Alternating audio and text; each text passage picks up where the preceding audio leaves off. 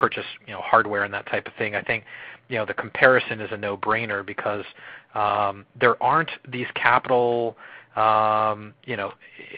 equipment charges in the beginning that are off-putting to sort of for budgetary reasons. But for those who already have a pre-existing phone system infrastructure, my advice to you is just to start slow.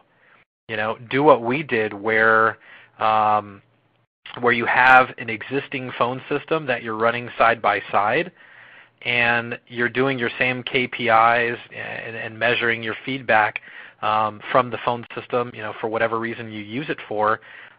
You're measuring call quality and how often it's up and down.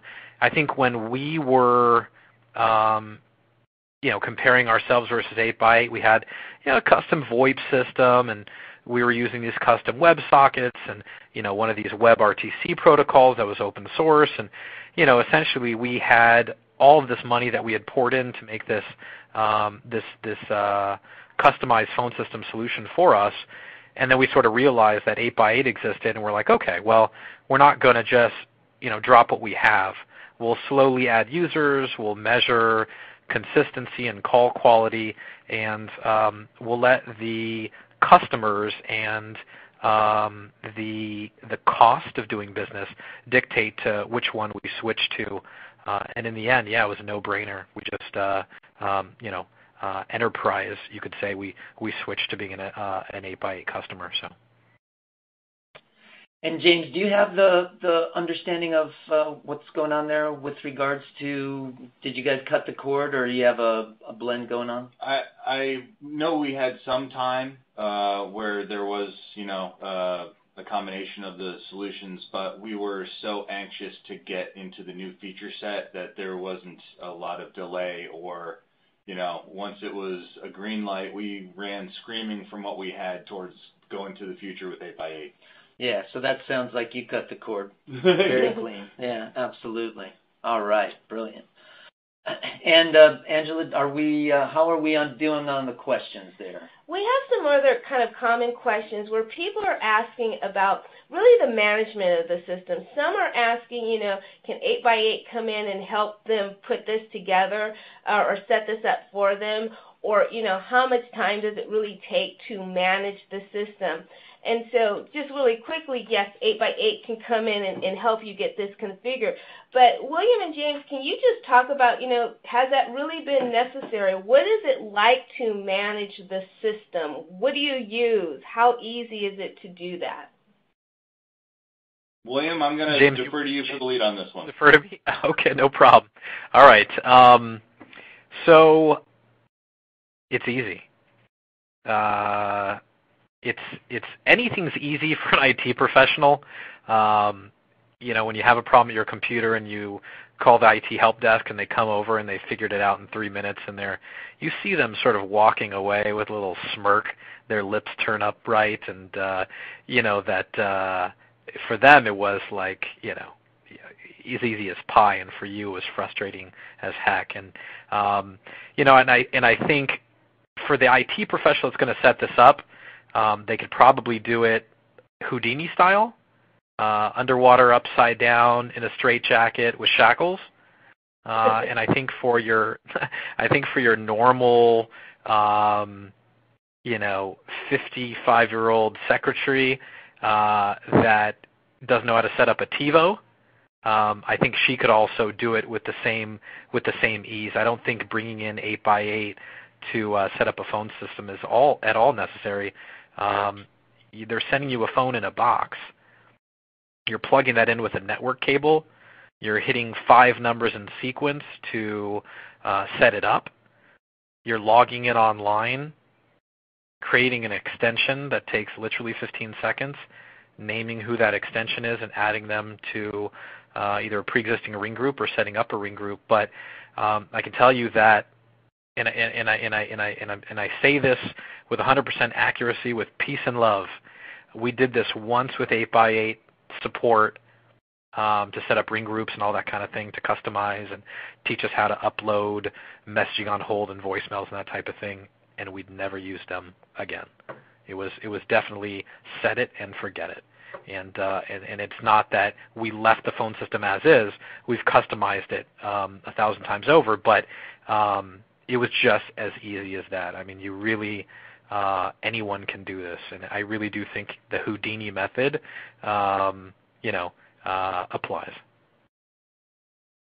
This is James at Bizmatics. I'm just going to dovetail into where William left off, and that's to say I don't personally manage the system, but I work with the support manager who does. And it's gone from any concerns about the system management all the way into what are we working on as far as the business goes. And that's the important thing to me, is that the phone system is no longer in our way of doing business. The phone system is just a conduit through which we conduct business.